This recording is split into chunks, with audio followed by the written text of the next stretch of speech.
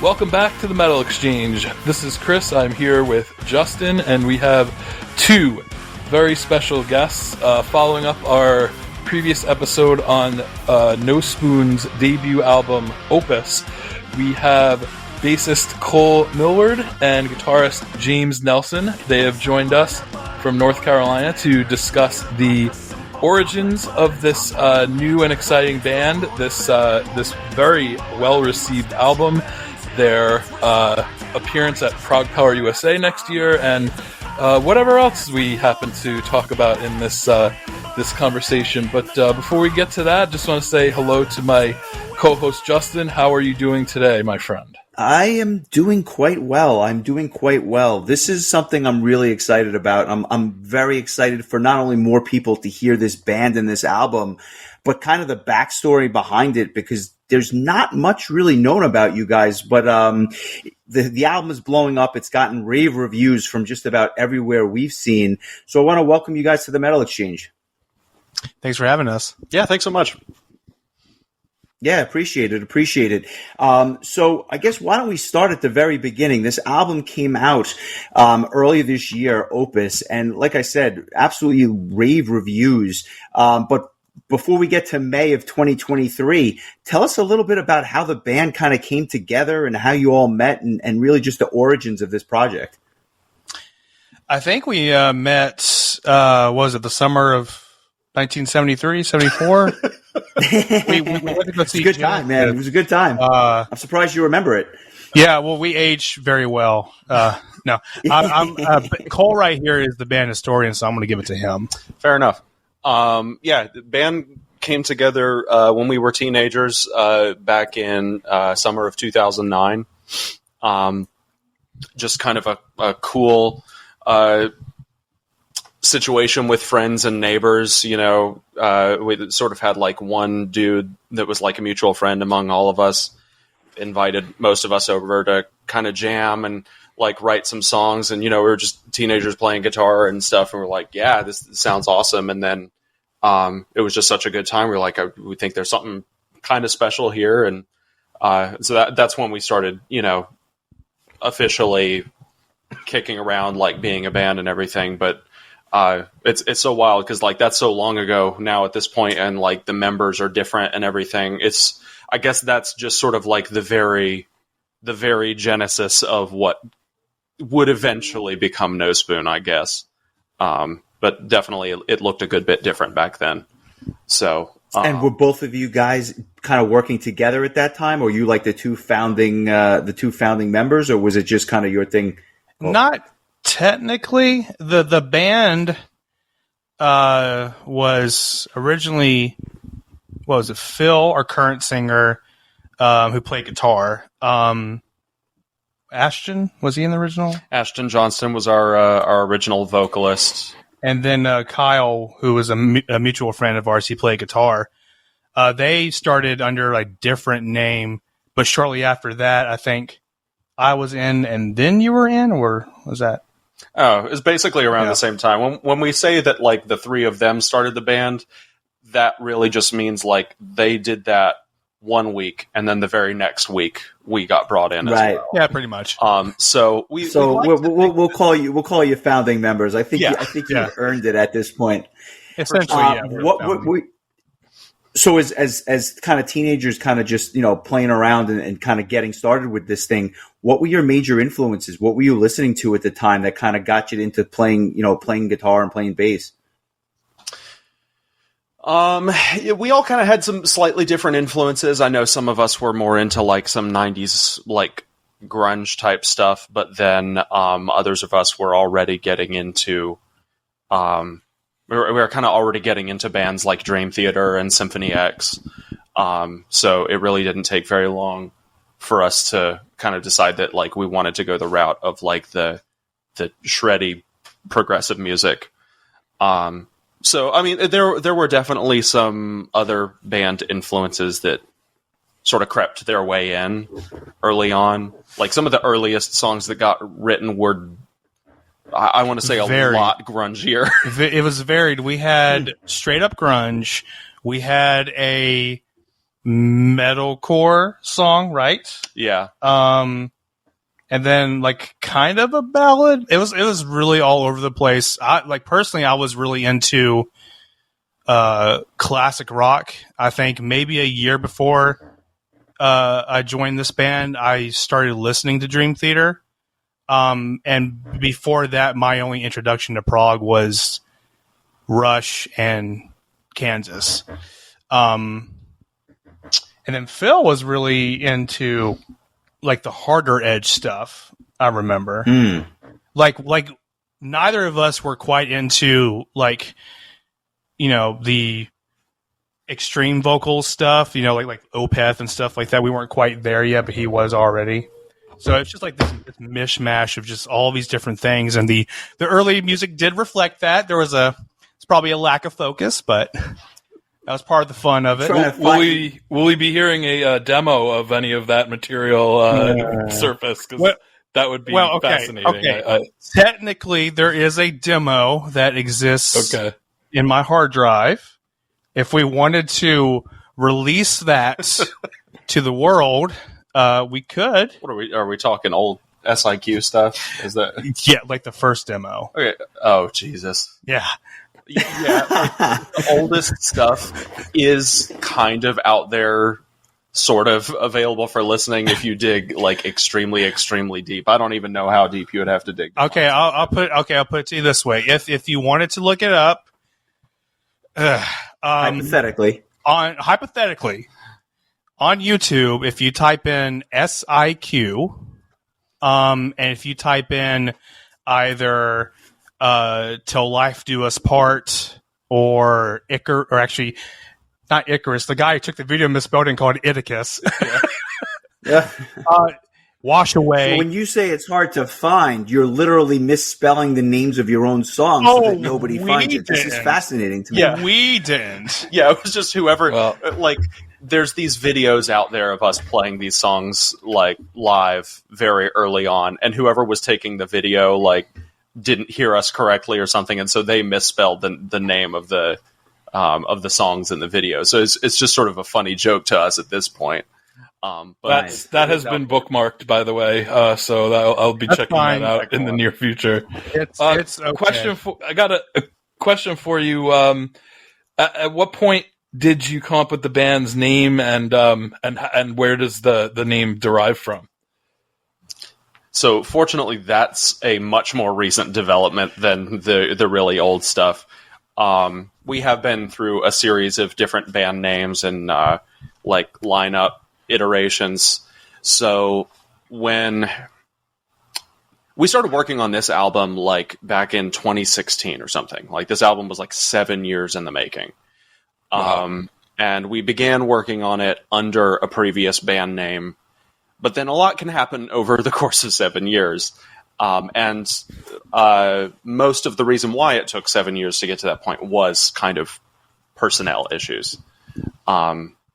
It happens, And so by the time we kind of like got to maybe a year before we released the album, that was when our lineup hit a steady stride. We found a lineup that we really, really liked.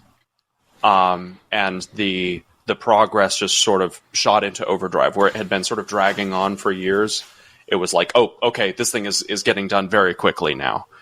So, at that point, right around the time that we were mixing the album, like right the last stages of mixing and mastering, we were talking about, like, should we even bother releasing this album under the previous name, because like we don't even necessarily feel like we sound like what the previous name was anymore. In case you're wondering, the previous name was Ozai.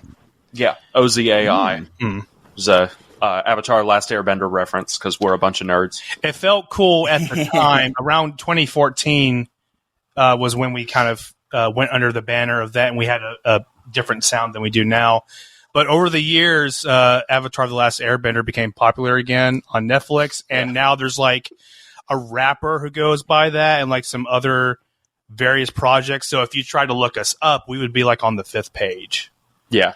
It's amazing how that happens, isn't it? Yeah. Yeah. So we were basically kind of like, for one, the project feels a little different, and we thought it deserved a different name because of that.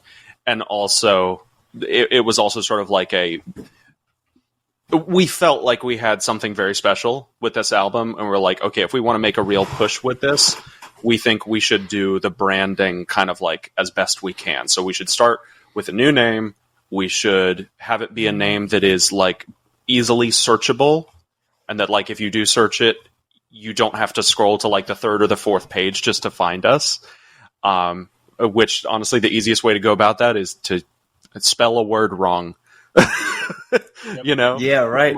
Weird spelling and put it out there. But the name is it's a reference to The Matrix, because we're all like kind of fans of definitely like sci-fi action films, but The Matrix especially, certainly one of my favorite movie series.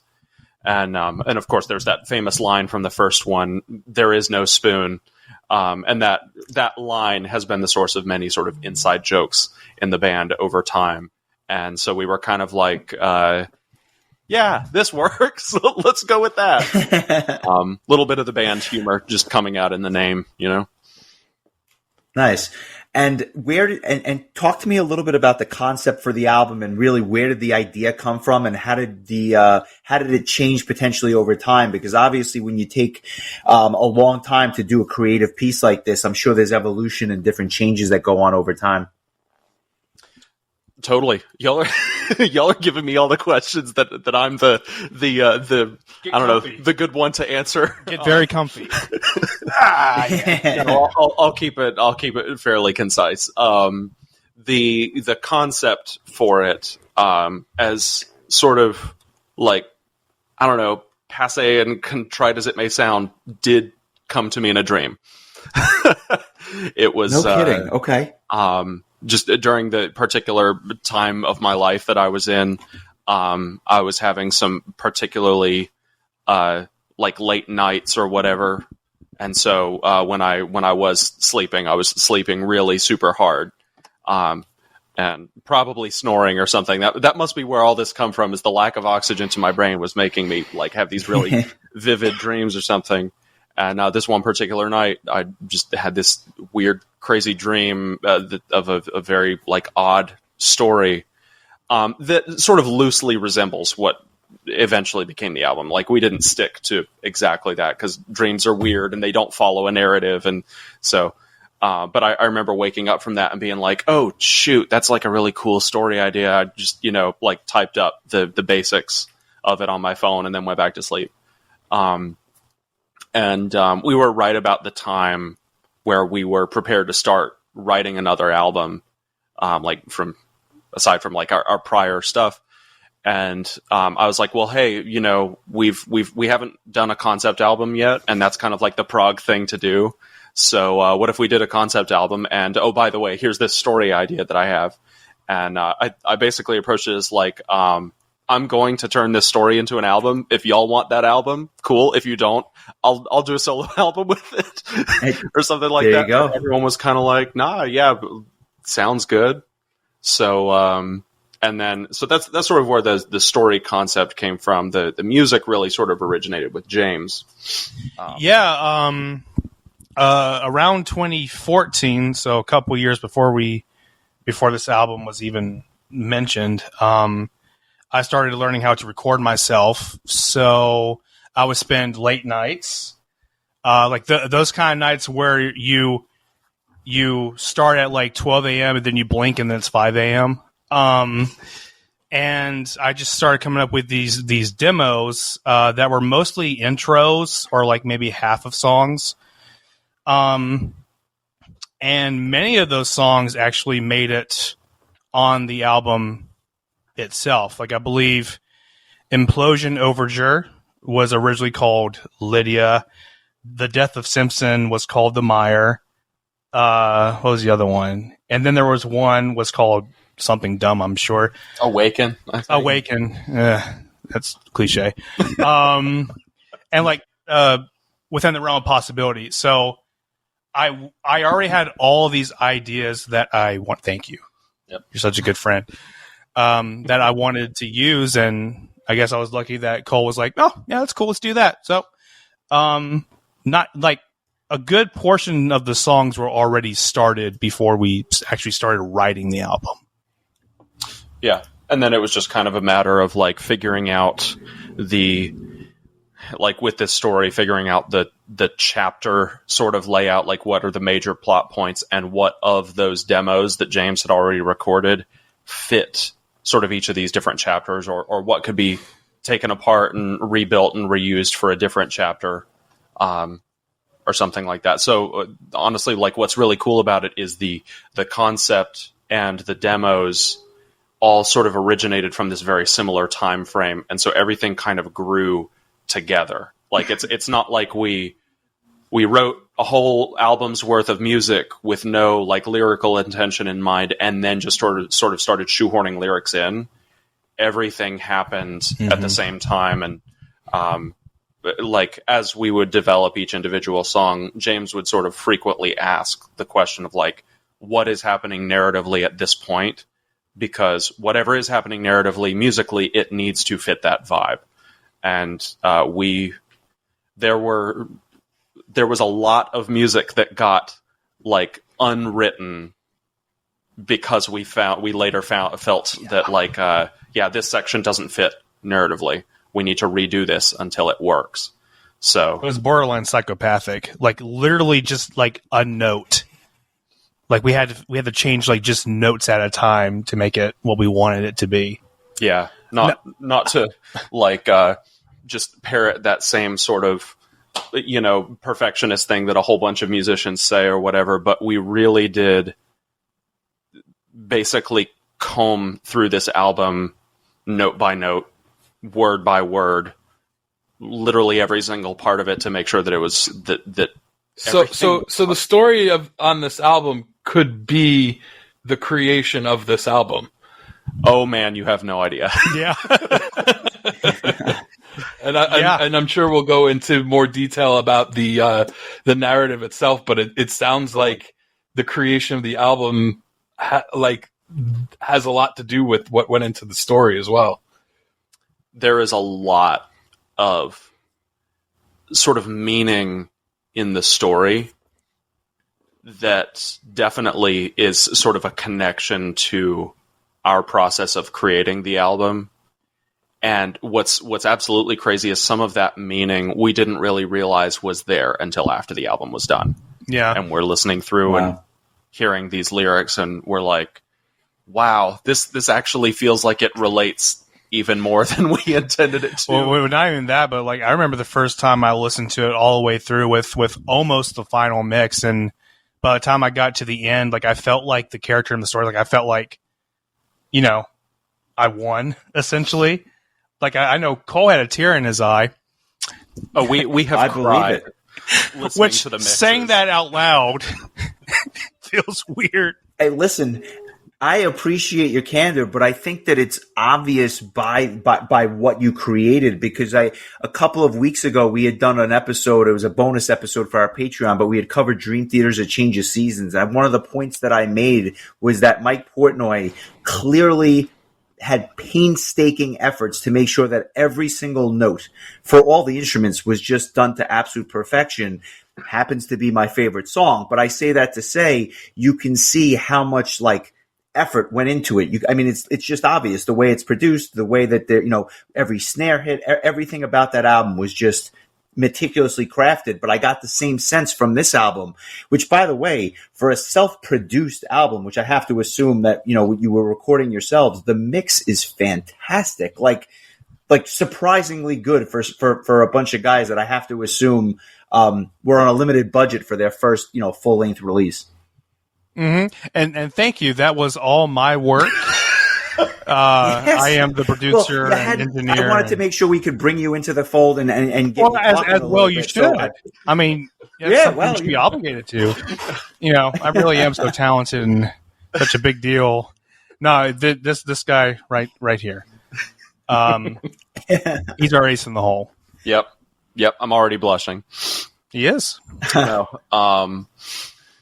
Yeah, we self-produced this. We've been sort of recording ourselves since kind of around the time frame that James mentioned earlier, around that 2013, 2014 time period, because to run like all the way back to that earliest iteration of the band, we did what, sort of every new band does: write an album, eventually try to find a studio to record it in. We found something kind of local, and the result was less than thrilling.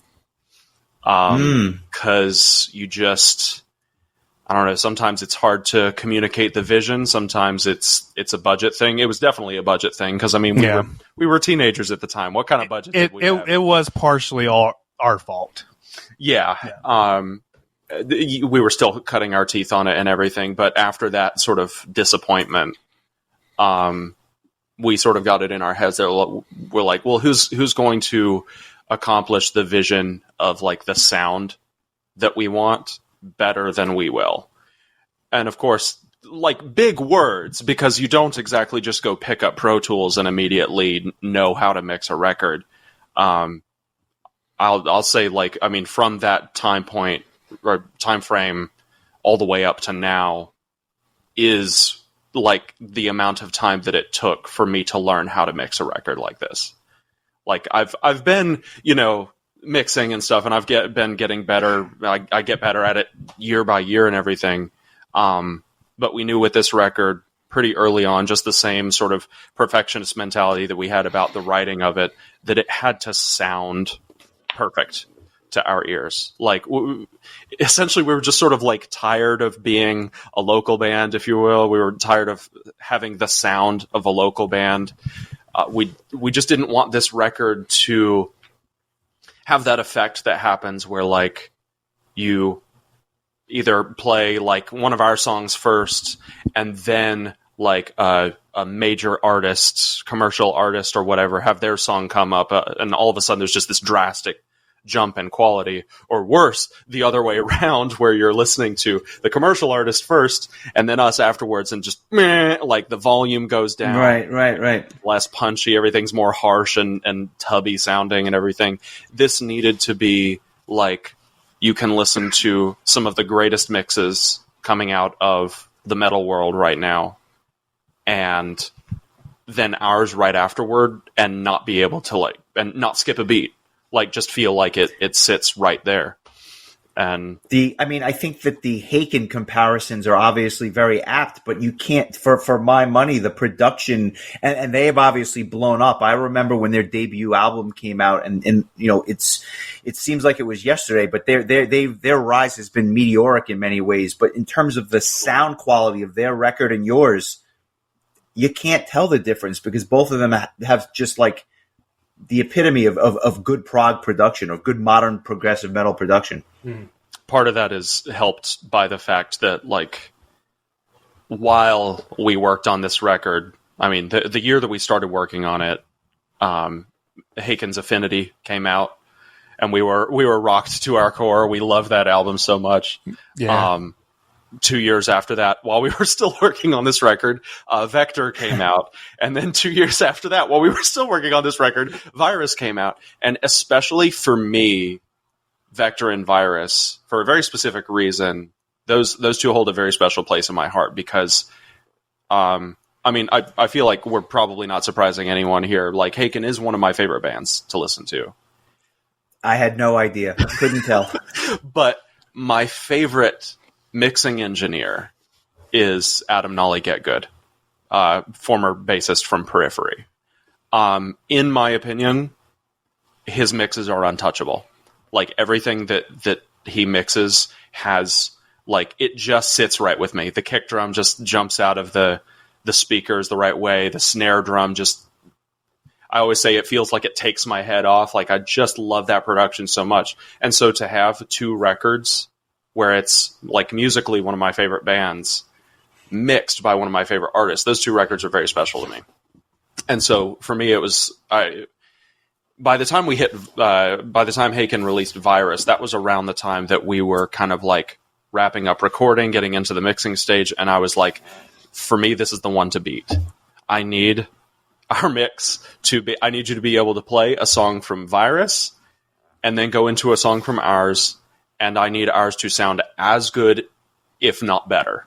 And I don't know if I quite accomplished the better, but I know from being able to go from because I referenced back and forth a bunch of different records that I really like the sound of, and I made absolutely certain by the time it was done mastering that you can play one and then the other and not skip a beat.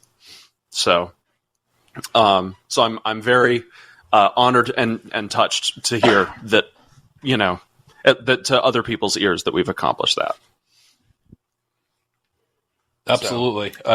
It was one of the first things I noticed just listening to the album and I think I had mentioned it in the previous episode, is that it's one of the best sounding debut albums I've ever heard. It's just, you would think that this was a bunch of guys who'd been doing this for years. It's so polished for something so brand new. And I think that there's a reason that so many people just gravitated towards it immediately. And our friend and co-promoter of ProgPower, Milton, heard it and he just knew, his words were, to paraphrase, I want to be on the ground floor for this, rise that I think he's foreseeing. Speaking of Haken, they also were the first band to play on a night at ProgPower many years ago. They were the opening band on Saturday night one year. So you're following in good footsteps, I think. But I echo everything Justin said just about the quality of the production and the musicianship as well. It's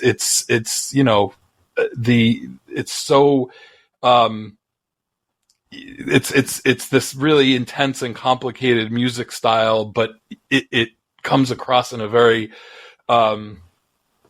what's the word I'm looking for? Accessible sort of way. Because me and Justin always joke he's the prog guy and I'm the power guy, and so the prog albums usually are a little bit more of a challenge for me, or at least I have to listen to them more to really let it in. I listened to Opus 6 times in the last week, and it was Jesus, my God, it was it was the 5th and 6th times that I listened to it, where all of a sudden, it just became clear to me, oh shit, here we go. This is, and mind you, a lot of times when I'm listening to music, I'm working and not always able to focus on it. The last time I listened, I sat down, headphones on, TV off, just me and the lyrics, which I haven't done since I was probably a teenager. That's how I used to listen to music, because I used to have time. And so, just to be able to just ingest it and just, it was an amazing experience. And so for me to really, glom onto an album like this that's a little bit out of my wheelhouse, or at least just my preferred genre, is, I think, a compliment. So I would just like to point that out to you guys. Thank you. Oh yeah, totally. I think we have been. Oh, sorry. Go ahead. No, go ahead, please. Oh, I was going to say, we have been noticing from comments on our Facebook and other places, someone will say, I usually listen to brutal death metal, but I really love this album. I'm like, man, that's crazy. Wow. So that's a hell of a compliment when you can have people that probably don't dip their toes into the prog pool, and all of a sudden they're listening to it. That's a huge compliment. That may probably more than what I'm saying, because admittedly I'm a prog guy. So for me, this was like a ground ball, but for somebody like that, that's a bit of a stretch. So that's great to hear. Yeah. It was a goal in the writing to try to make an album that still kind of felt accessible while being like a prog album and everything. We wanted it to be something that had a little something for everyone. It's got, your heavier, chunkier riffs, but also has its really weird, whimsical moments, but also it was an agreement that we had when writing it that not a single chorus on the album could suck.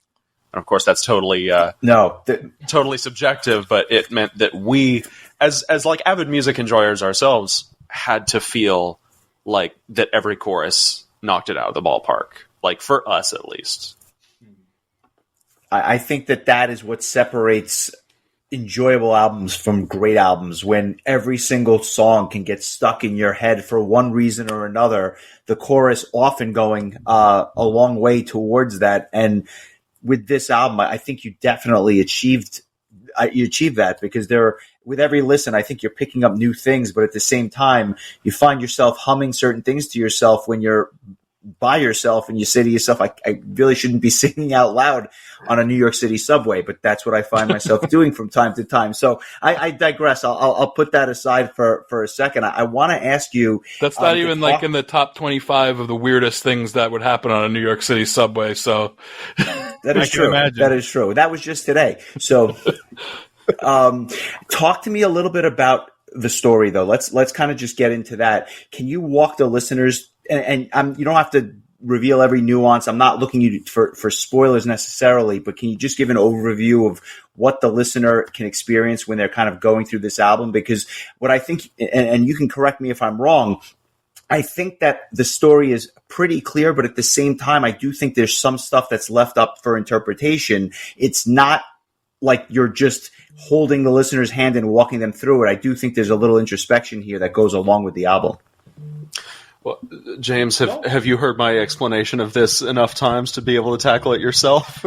So what happened was there's this guy, and then a thing happened, and then like some things happened to other guys, and then boom, it's done. That makes sense. I mean, that's kind of how I had it pegged, so this really just makes sense. Yeah. Thanks everybody for listening. This has been the Metal Exchange. Nospūn, thanks for joining us. Okay, understood. I'll take it. Yeah, I am not articulate enough to retell the story. Okay, fair enough. So, essentially, so you've got your protagonist, who is a composer, songwriter. Hey, write what you know, right? And he happens to live in this sort of like multi-family rental situation in a large house, and basically his inner struggle is he's trying to write the greatest work of his life. He's trying to write his perfect piece of music. Obvious parallels here to what we've been trying to do. But he is sort of plagued with this sort of form of writer's block, where he can hear it in his head, but he can't get it out onto a page. He can't play it out. It always sort of leaves him right at the moment that he's trying to actually get it out of his head and into a listenable format. So he's somewhat obsessed with that, just trying to find all these like different ways to try to share it with people, essentially. And because of that, he's sort of like missing out on these other aspects of life. And so his world looks very gray, very hyper-focused on this one aspect of life. And that's essentially just the setting. That's where the album begins. And then over the course of the next few, or the first few songs, some sort of striking events happen. Another tenant of the house is found dead, seemingly murdered. And then there's relationships that he has to cope with other people in the house. The daughter of the man who was murdered, another young woman who's about his age, who's like romantically interested in him, but he's still obsessed with his music thing. His parents, he lives in the house with his parents, and they're sort of trying to encourage him to, do more with his life, and get which I want to say is not quite a parallel. My parents have always been very supportive of me and my music endeavors, but I know that is something that a lot of people can definitely relate to. Sure, but in spite of these sort of like relationship difficulties that he has with these other people that surround him, he remains ever focused on this one thing. And these people gradually start to sort of disappear out of his life, whether by further sort of mysterious deaths, as in the case of the tenant at the beginning of the album, or simply just unexplained disappearances, because by the middle of the album, his parents have also disappeared, and we don't express in the lyrics how that happens, and that's on purpose. He doesn't know. He has been so utterly absorbed in what he's doing that he has completely blocked out anything that's happening outside of him and his own obsession. So you get to the middle of the album, and he sort of realizes that he is now the only person left in this house, in his life, and the only way out of that he sees is just to push forward and to try to finish it. Eventually working on this art, as can happen for a lot of us when we pursue perfection too much, the art slips away. It ceases to become art. It begins to become much more technical, much more science than anything. And then, not to go into like too much details or whatever, but some weird sci-fi shit happens, and you start to get the back half of the album is almost a little more like 2001: Space Odyssey, like very trippy in what's happening. He sort of meets like a future or like past version of himself or something who explains to him that the universe is sort of collapsing, and that in order to sort of save the universe, or save reality or whatever, they need to sort of send a message through to like the next version of him, or in the form of a dream that will help him to essentially stop being so obsessed, live his life, enjoy the relationships that he has with other people, which is what happens at the end of the album. They end up sending this thought forward through in a dream to the next version, who then wakes up an hour earlier than he does at the beginning of the album, and he is able to begin to sort of write his relationships, and through that he begins to actually live life, and that is sort of the missing piece to writing the greatest work of his life, is he actually needed to live his life while writing instead of obsessing. And then he's able to complete it, and the album ends on a happy note, even though we definitely thought about adding some sort of like fucked up twist at the end. We just decided, let's let it be a happy ending. So, was that sufficient detail wise?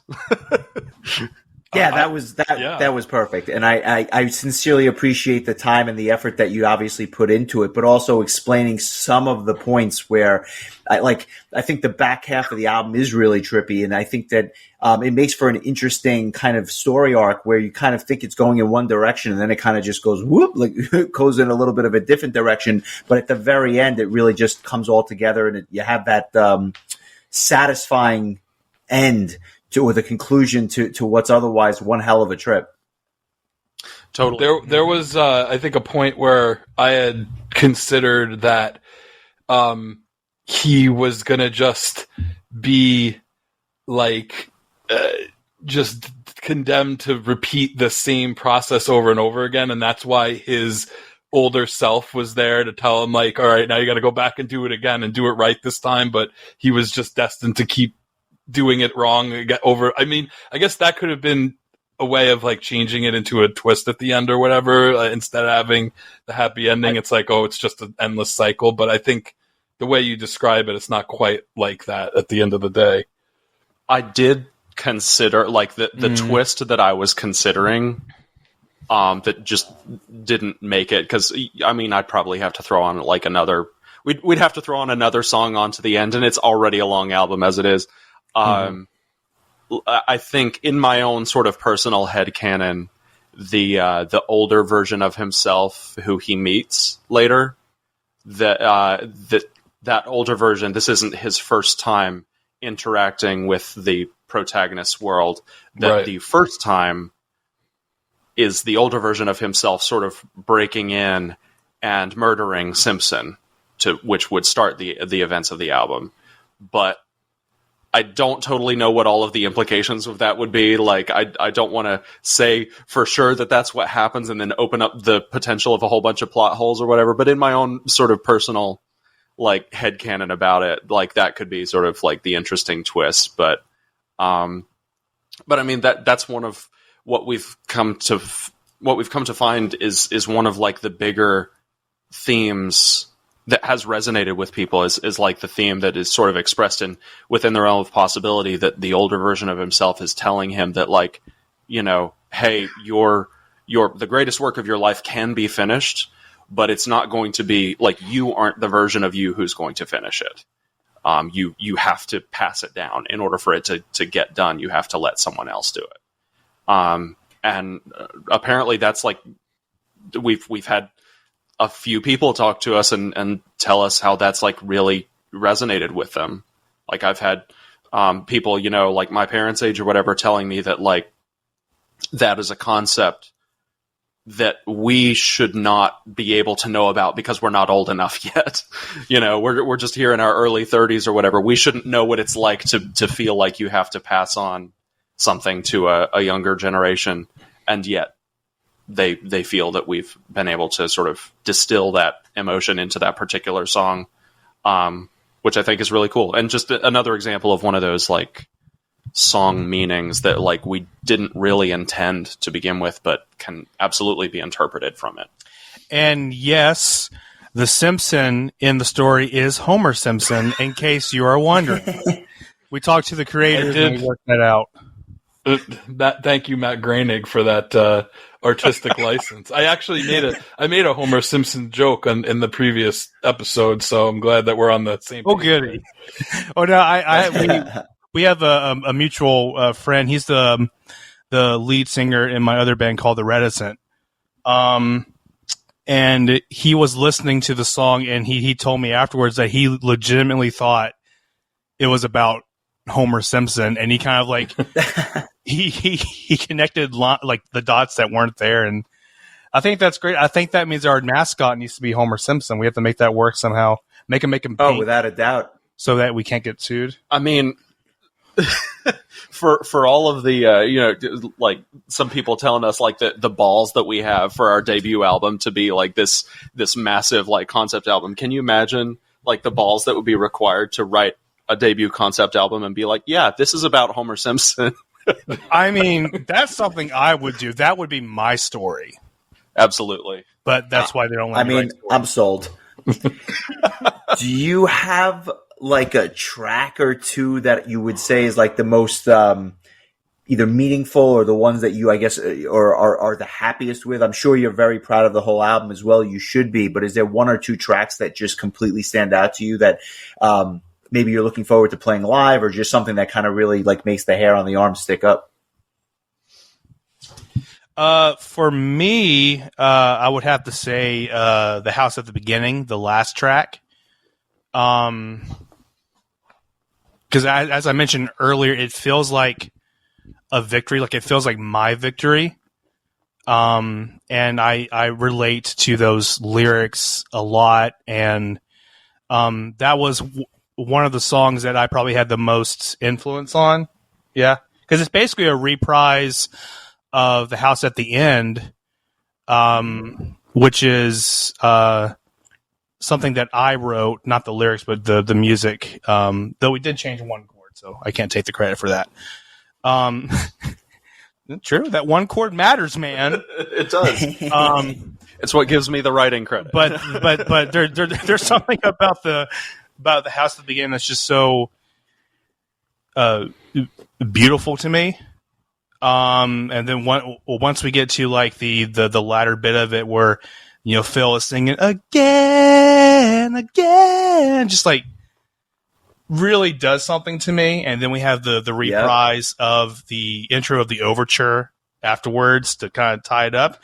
So that one means a lot to me, and Within the Realm means a lot to me because that was the first time we wrote like an epic track that I felt stood up to the epic tracks that our favorite bands have written, like Haken, Dream Theater, Genesis, Yes, stuff like that. We tried once before in our other band to do it, and it was. It's hard to write an epic in the style of Nirvana, though, and all the grunge that you were listening to. So I can imagine it's a little bit different nowadays. Yeah. You can only play a power chord for so long, I think. But like I don't know. Like I felt proud about how that one turned out. Like it made me feel like I wrote a masterpiece, I guess is the way I could put that. I'm with you on House of the Beginning for sure. I think a big part of the reason why I like that one so much is actually like because of the context of where it sits right there at the end of the album. It's like, and anyone who has, you know, sat down and watched the Lord of the Rings trilogy all the way through in a big old marathon or whatever will know the feeling that you get during those last scenes after the ring has been destroyed and all of that stuff. And like everyone loves to make fun of the scene where Frodo wakes up in Rivendell and all of the fellowship. F them. It is beautiful. It makes me cry every single time. Well, by the time that you've gotten to the end of that, like all of the stress of like walking them, like trudge through Mordor and everything, you've been through such like an emotional roller coaster that the end is the perfect release. You really feel that the characters deserve that ending, and that's how the end of this album feels to me. Like I've heard it sometimes as a criticism, and I'll agree with it, though it's not a bad thing for me. I've heard some people say that our album is very it's very active and can be hard to listen to in long stretches, just because, and I confess, every song tends to have a fair amount of energy. Things do move fairly quickly. There is a lot of power in the parts, and honestly, once again, kind of in the mix, and that's intentional. We wanted there to be that mix to hit hard, and because of that, it can be hard to sit down and power through it all in one go if you're not ready for that. But I will say that makes the House of the Beginning feel like that tremendous release that you feel like having been through this emotional roller coaster that the album takes you through. Of like, I've heard someone say that like that every song, like you feel like you need to rest afterwards, but you can't make yourself do that. Like the Tales of Topographic Oceans. The guy that I'm I can't remember who said it, but I think it was a reviewer said something along the lines of like he wants to take a rest after every song, but he can't make himself do that because he needs to hear what comes next. And because of that, the House of the Beginning really just you've gotten to the end of it. It's like, oh, thank God! Like musically and lyrically, everything just feels like one big like, yes, I can kind of let this, I can breathe again. Like I can release the tension in my shoulders. Aside from that, one of the songs that I'm probably the most excited to play live, not necessarily the most obvious choice, but and then there was one is, I mean, it's not the heaviest song, and I definitely am inclined towards the heavier stuff personally, but that one I love because I'm a big proponent of good flow in songwriting. Like a song that feels like it very naturally flows from one section to the next. Not a big fan of any songwriting tools that feel jarring or like you're sort of jumping unexpectedly from one thing to the next. I love for it to feel like a natural progression. And for me, and then there was one is just a masterclass in that. Like it flows beautifully, ramps up the energy from the start all the way to the finish, and finishes with one of, in my opinion, one of the greatest guitar solos on the entire record. Like, there's only a couple other ones that come really close for me, but this one is just one of those, like, John Petrucci-esque, like, sort of, The Spirit Carries On, kind of, like, so melodic, and, like, the guitar is singing there in that spot. So are you implying that my other solos are trash? Totally. Yeah, that's true. Yeah, I didn't even play them. Yeah, so those are my picks, which I guess is funny because that means I didn't pick one of the heavier ones, which is I was expecting Earworm. Mm-hmm. Maybe you're just scared of playing that one live. Maybe so. Those are great choices.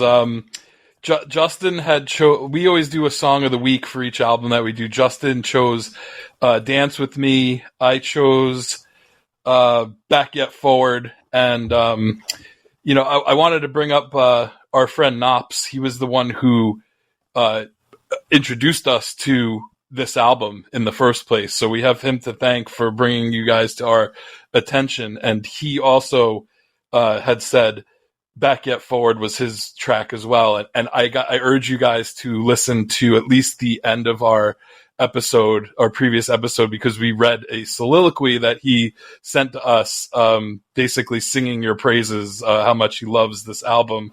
But he actually did let me know that he had a couple of questions he wanted to ask you guys, and I kind of wanted to squeeze this in here before we talk a bit about live performances and ProgPower and whatnot. But this kind of follows the album discussion and the concept album discussion in particular. And this question is as follows. He said, with future releases, do you guys plan to continue an overarching story, or are you going to keep them as one-off stories, or are you going to ditch the concept album, arc altogether? Or undecided at this point? So,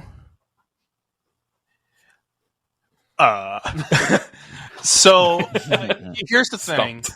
It took us 7 years to make this, right?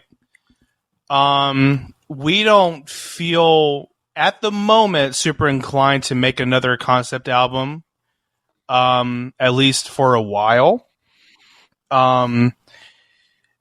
We're kind of in the mindset of just doing whatever we want to do. We don't want to try to recreate Opus, because I feel like when bands try to recreate one album over and over again, it doesn't really work to try to stick to just one permutation of their sound.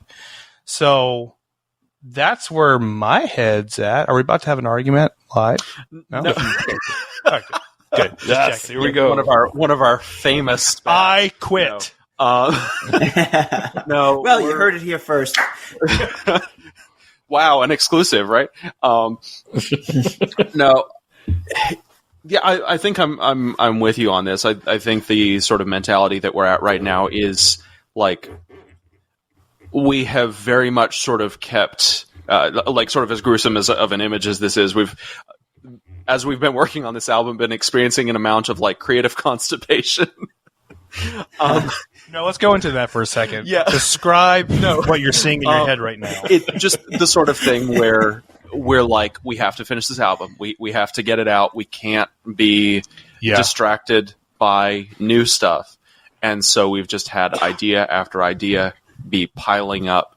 And it's kind of a really weird thing. After that first year or so of writing Opus, where we were just so creative, just writing like every single week, and then we get to the point where we finished writing it, and now we're working on essentially recording it over the next 6 years that it took, but not allowing ourselves to write anything new because we need to finish the previous thing. After that, we're left in such a position of like, oh my god, we have so many song ideas. Like we need to get in there and write, and we need to record, and we want to like have that experience again instead of just this extensive period of like production that we've been in. Yeah. And I think because of that, and also because like writing lyrics for a concept album is hard. It's so difficult to like try to cram in all the necessary stories or details of a story into what is not a book. Like you don't have as many words as a book would grant you. Mm-hmm. So you have to try to do things you have to try to give away details in as succinct a way as possible without being overly detailed. It's a lot. It's really hard. Plus you have to try to connect themes and everything, both lyrically and musically. And so our mentality right now is definitely in a state of like, it would be really great to just write a one-off song right now.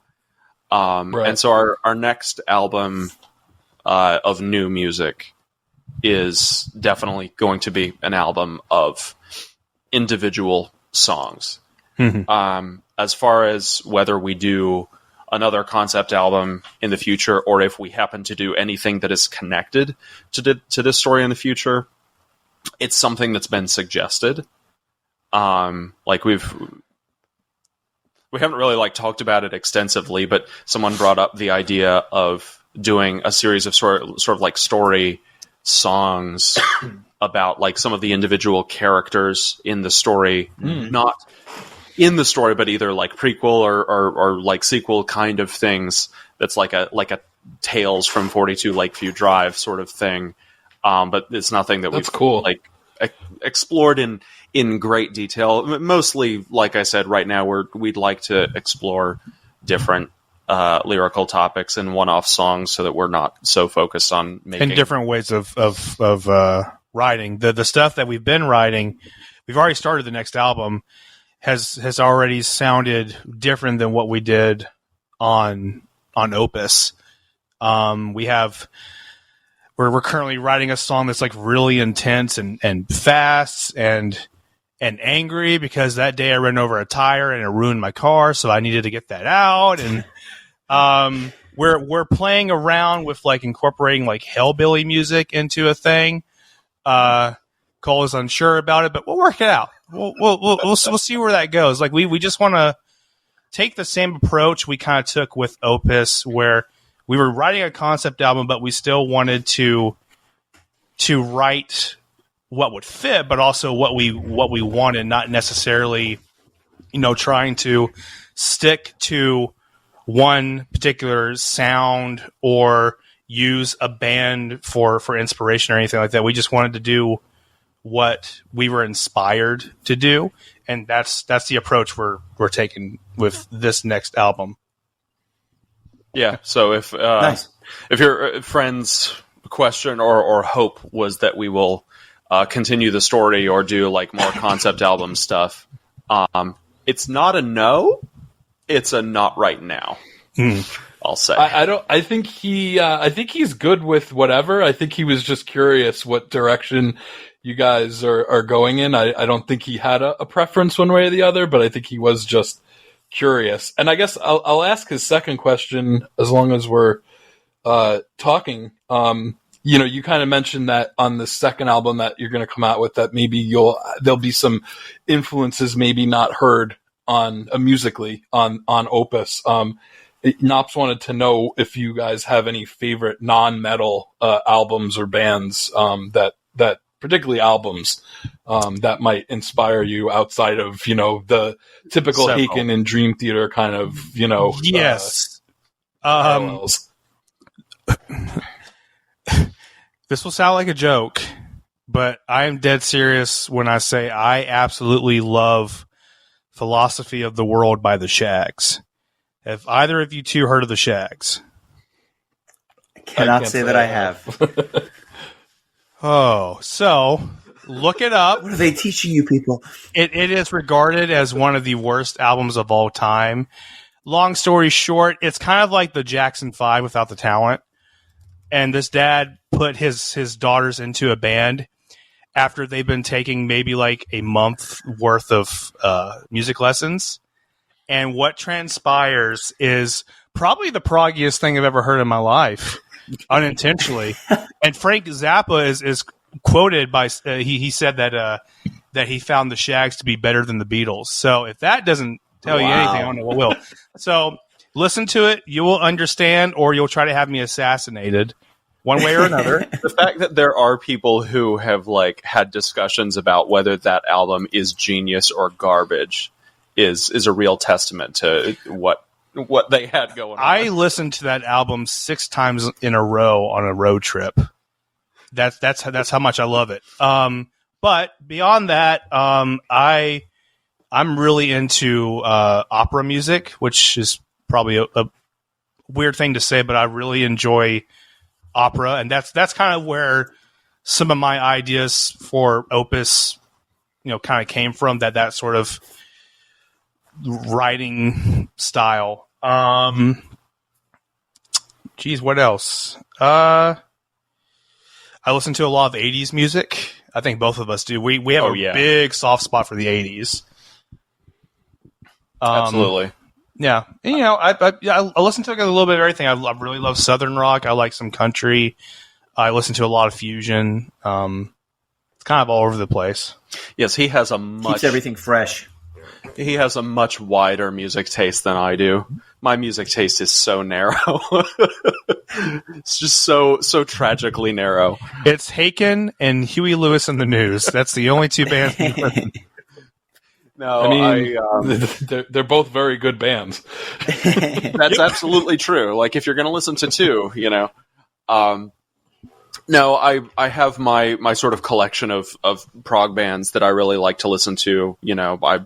I've been a fan of Dream Theater's discography for a really long time, so I'm always happy to go back and listen to one of theirs again. Haken, Periphery, Meshuggah. So sort of the ones that you would expect, I guess. But yeah, outside of metal, I draw a lot of like musical influence from animated movie scores.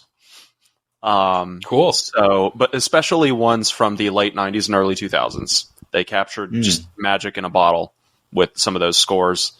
So from movies like Treasure Planet and Atlantis, The Lost Empire, and that one like Sinbad movie, that animated Sinbad movie, and like just some of these animated films that like just had these incredible, very like adventurous, heroic sounding scores. Anything by Hans Zimmer.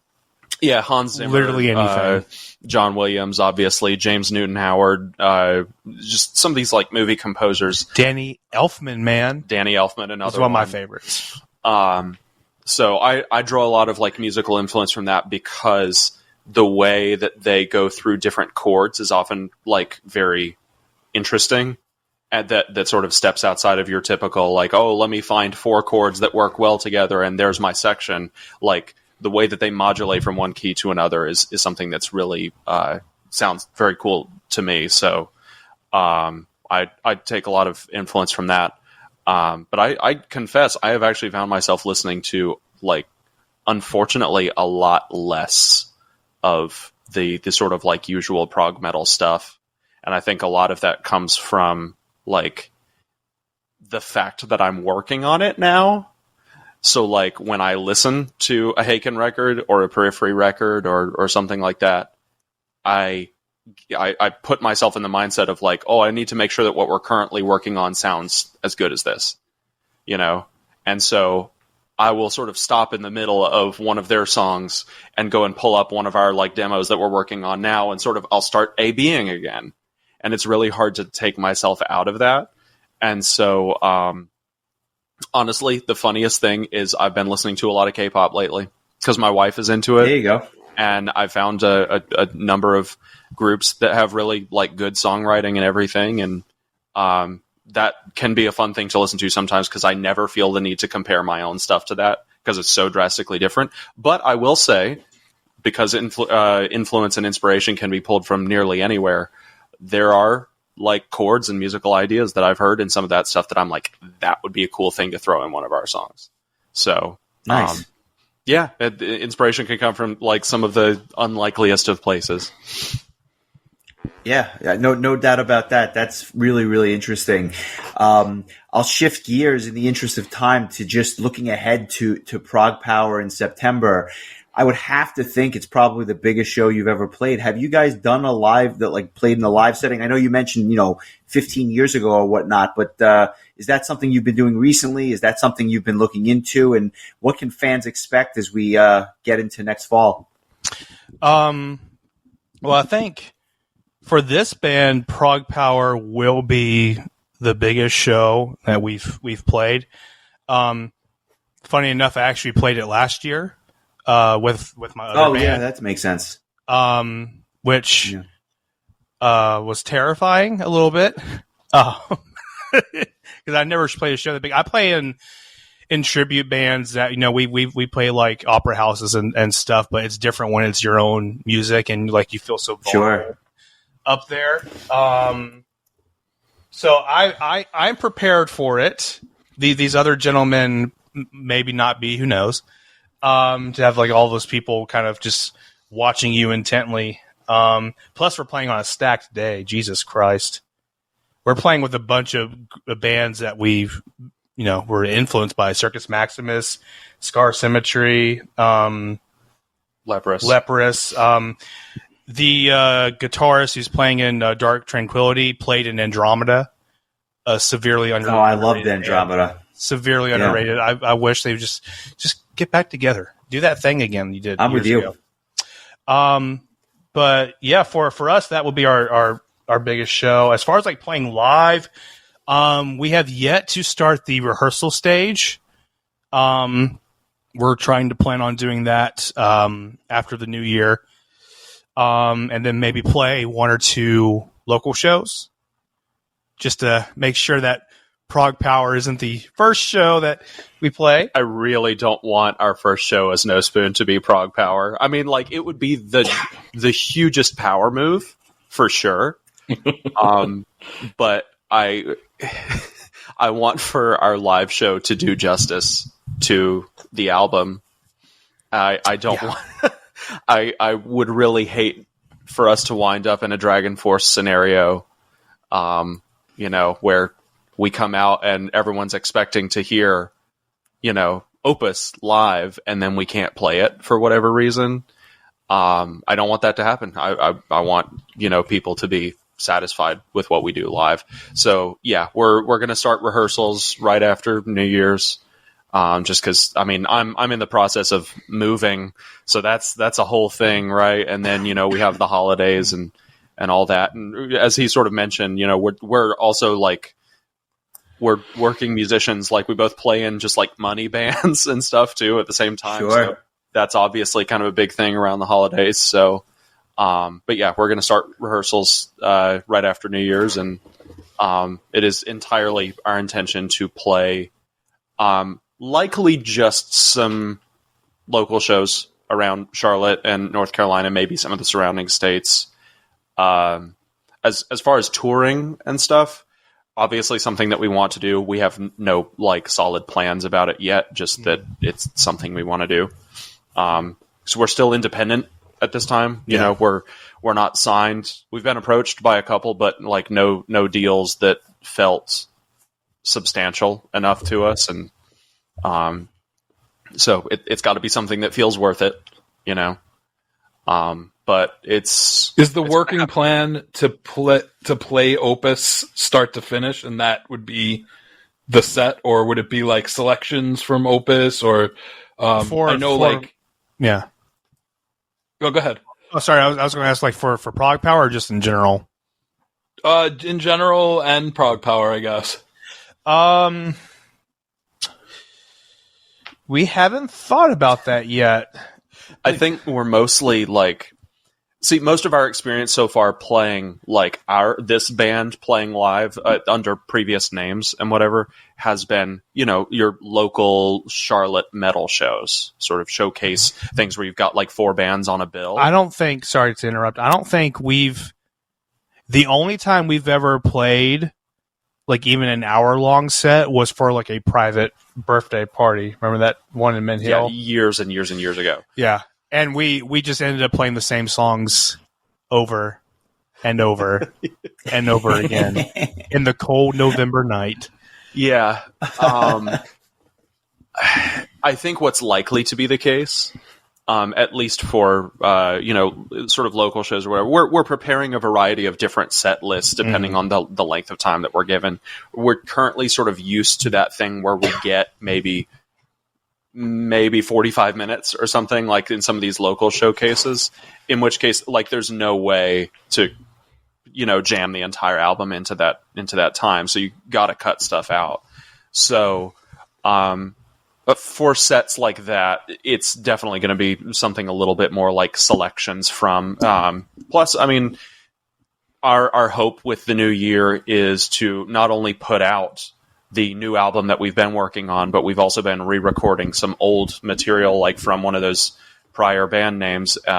We started recording that in the middle of mixing Opus, and so that's almost done, sort of. So we want to release that as well, and some of those are songs that we would like to play too. At ProgPower, I think as it stands currently, we have an hour. Yeah. So unless we're given like 12 extra minutes, we won't be playing the entire album, unfortunately. That'll be real disappointing to some people that'll be there. Yeah, but we will try our best to make it the best, like full Opus set that we can. Just try to figure out like what which songs we can cut, and trying to not make it within the realm since it's the longest one. Yeah, we kind of have to play that one, I think. Yeah, I don't think we can show up to like the Prog Festival and not play our 15-minute epic. I feel like that would be a huge faux pas. We'll make it a medley. We'll make the last 3 songs. Yeah.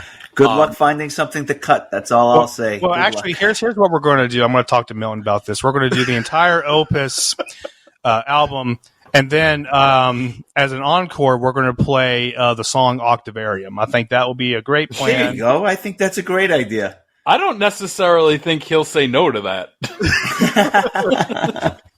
So and now I backed us into a corner, and now we got on Octavarium. So what you're saying is it's a bribe. We'll tell Milton, hey, if we show up and we're willing to cover Octavarium, will you give us extra time? Well, I guess also all of 6 Degrees, both sides. Might as well. Jesus. We're going to play a 5-hour set. I like it. I'm sure Circus Maximus will be thrilled. But I digress. Well, they're playing the day before, so they'll be fine with it. There you go. Yeah, it'll be all good. Well, before we let you go, where can people find your music? I know that the CD is just about out, if it isn't already, which is I know happy for a lot of older folks that are still buying. Have not moved fully digital at this point. But where can folks find you, and where can they listen to your stuff? Funny you mentioned that. We just received the CDs today. There you go. I knew they were coming. I wasn't sure if they had actually made it out into people's hands yet. Yeah, we've got them in today, and I guess we're waiting until we set up like an online store. Although we could probably sell them on Bandcamp as well. Which leads us to our album can be bought digitally Segways. on our Bandcamp page for sure. Currently, that is the only place where it can be purchased, except for maybe like also iTunes or whatever. It can be streamed everywhere. We actually do have like a full stream video on our YouTube account, which a bunch of people are using to listen to, which is totally fine. Though also, of course, consider purchasing a digital copy or the CDs should be available pretty soon because we have them now. We just have to, like he said, set up a digital shop or something where someone can purchase it that way. We're on Facebook and Instagram and Twitter and TikTok and everywhere. MySpace, so, yeah, LOL. Where we have been sharing lately, we have been sharing like some little clips and videos from over the course of our recording process for Opus. So, lots of behind the scenes candid thingamabobbers. Yeah, you can see lots of footage of me and James both with hair. Yeah, so those are good times, the best of times. Yeah. And we are still working out vinyl. Our current plan is to do a Kickstarter, because vinyl's really expensive, like shockingly expensive, as we found out. So that's kind of our way to go. So be on the lookout for that. That will be announced on our socials as well. Totally. Have you guys gotten a lot of requests for the album to be put out on vinyl? Because I know that's literally people live and die by that. Yeah, literally so many requests for it to be on vinyl. And me too. I listen to vinyl myself, so selfishly, I want 2 copies, one to listen to and one to put on my wall. Nice. But yeah, we've gotten a lot of requests for it, so we provide, I guess. We'll try. I would like a copy of it on cassette. Is that something that you? Yeah, so we're going to do cassette. We're going to have 8-track. We do have beeswax cylinders if you want that really classic sound, but you'll need to buy 10 of them because it takes 10 to fit that entire album onto. That's fine. I'm willing to go to that length to. If also you can record a concert and on video and release it on Betamax, I would greatly. We can do that. Beta video. We'll do it old school Laserdisc. too. Oh, Laserdisc, yes. James will run this bit into the ground. Oh yeah. I'll be happy to join you. Well, the only other thing I would say is a lot of requests for T-shirts as well. So I look forward to seeing those in the web store when it goes live. We'll make sure to promote that on the podcast so people can find it as everything goes live. And gentlemen, we thank you so much for joining us. We hope we know that the show is going to be a tremendous success for you folks. And maybe we'll do it again soon when the new album comes out. Absolutely, love to. Thank you, guys. We really appreciate the time, and I echo what Justin said. We're super excited to see you guys live. This album, really, at least in our small community, has been just widely received positively by everyone that's heard it, and we've been trying to bring it to as many people's attention as possible, and that's why we chose to do a full episode on the album and then have you guys come on to talk about it. So we hope that it means that even more people give it a listen, because it truly deserves to be heard. We're absolutely touched that everyone's enjoying it so much. Yeah. All right, great guys. We'll catch up with you soon. Cheers. Take care. Thanks.